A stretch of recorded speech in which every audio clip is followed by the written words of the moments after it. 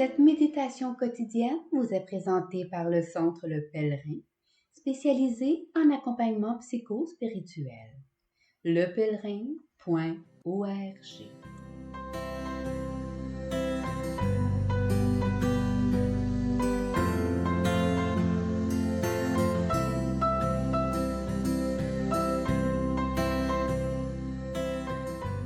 Évangile du dimanche 5 mars, deuxième dimanche de Carême. En ce temps-là, Jésus prit avec lui Pierre, Jacques et Jean son frère, et il les amena à l'écart sur une haute montagne. Il fut transfiguré devant eux. Son visage devint brillant comme le soleil, et ses vêtements blancs comme la lumière. Voici que leur apparurent Moïse et Élie, qui s'entretenaient avec lui. Pierre alors prit la parole et dit à Jésus: « Seigneur, il est bon que nous soyons ici. Si tu le veux, je vais dresser ici 3 tentes, une pour toi, une pour Moïse et une pour Élie. » Il parlait encore lorsqu'une nuée lumineuse les couvrit de son ombre. Et voici que de la nuée, une voix disait: « Celui-ci est mon fils bien-aimé, en qui je trouve ma joie. Écoutez-le. » Quand ils entendirent cela, les disciples tombèrent face contre terre et furent saisis d'une grande crainte.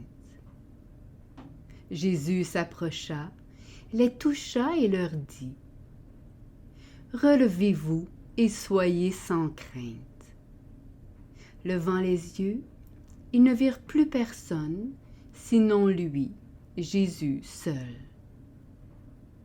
En descendant de la montagne, Jésus leur donna cet ordre: « Ne parlez de cette vision à personne, avant que le Fils de l'homme soit ressuscité d'entre les morts. »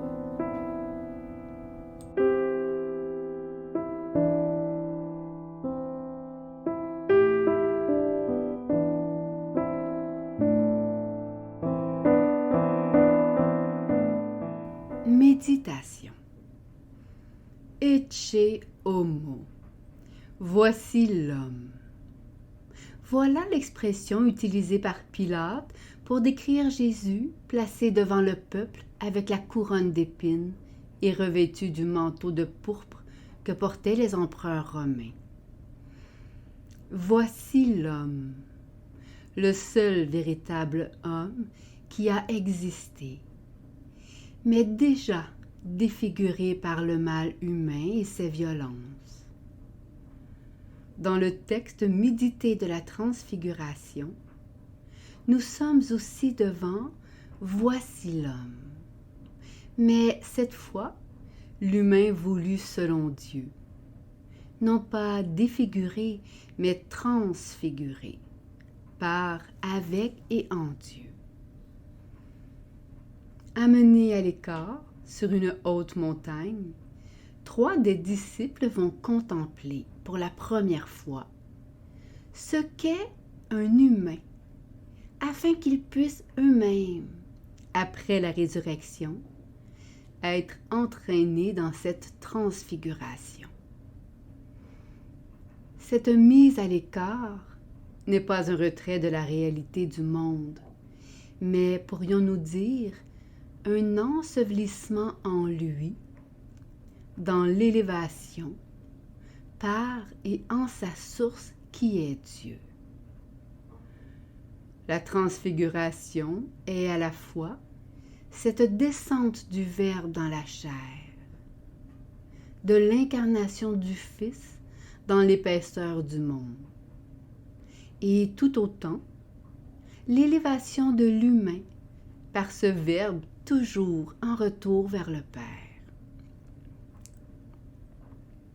Cette transfiguration ne serait pas possible si la chair humaine n'était pas sacrement du divin et ne devait resplendir la présence de celui qui l'habite, et ce faisant, devenir pleinement humaine de par Dieu qui l'illumine de l'intérieur.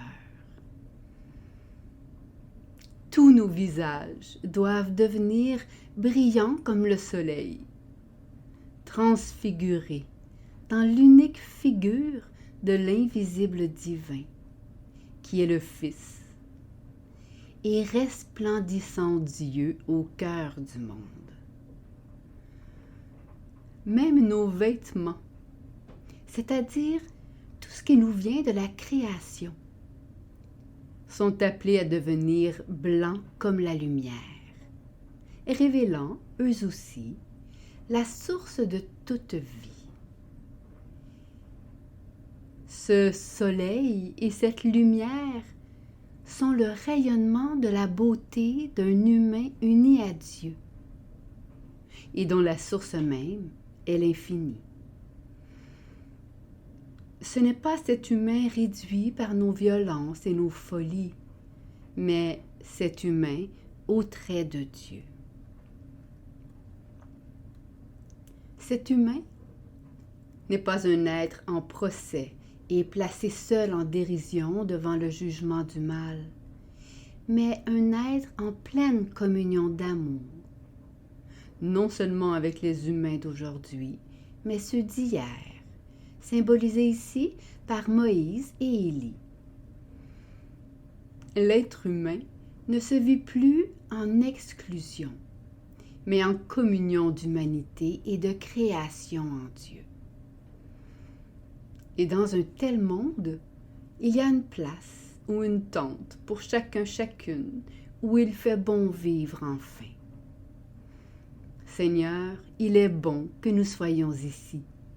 Si tu le veux, je vais dresser ici 3 tentes, une pour toi, une pour Moïse et une pour Élie. Chacun chacune à sa place, car chacun chacune est un visage transfiguré de Dieu, porteur d'un visage de Dieu unique, et ainsi témoin et ami personnel de Dieu. Cet humain vit l'enveloppement de Dieu, son obombrement, c'est-à-dire la nuée lumineuse du Père les couvrit de son ombre. Et dans le cœur de chacun, chacune, ces paroles se font entendre. Celui-ci est mon Fils bien-aimé, en qui je trouve ma joie. Écoutez-le.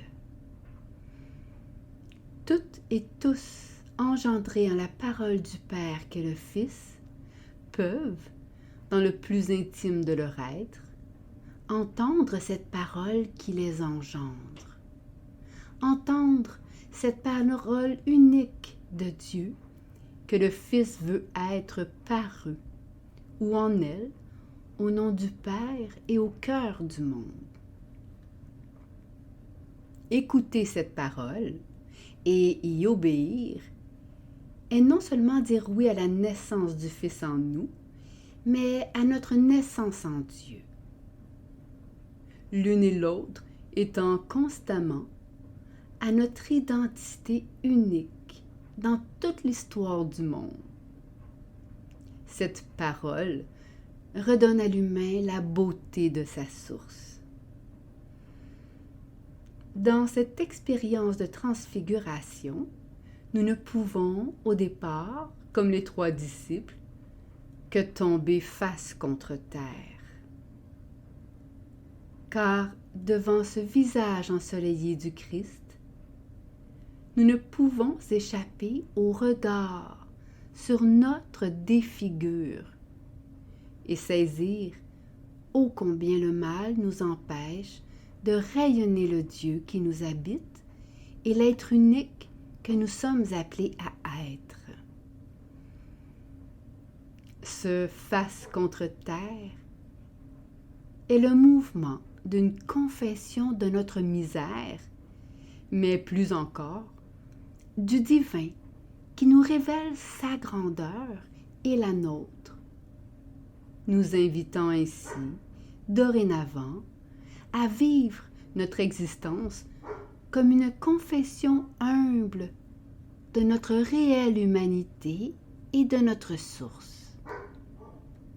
C'est pourquoi Jésus s'approcha, les toucha et leur dit « Relevez-vous et soyez sans crainte. » Dans ce simple mouvement d'approche, Jésus révèle à ses 3 disciples et à nous aujourd'hui sa proximité divine et nous touchant, nous rappelle la grandeur et la beauté de notre chair.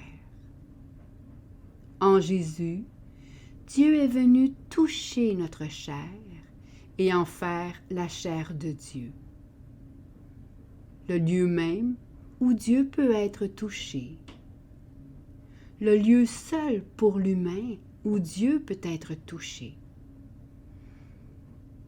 Jésus nous relève donc en notre humanité et chasse de nous la crainte, celle avec laquelle le mal veut prendre emprise sur nous.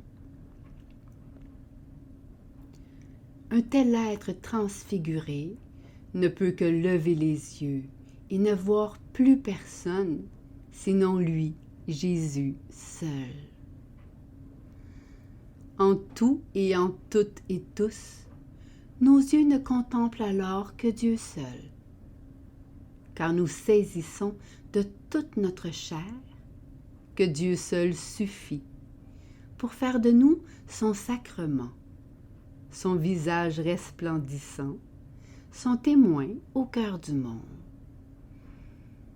De tout notre cœur, laissons-nous transfigurer et être ce « voici l'humain en ce monde ».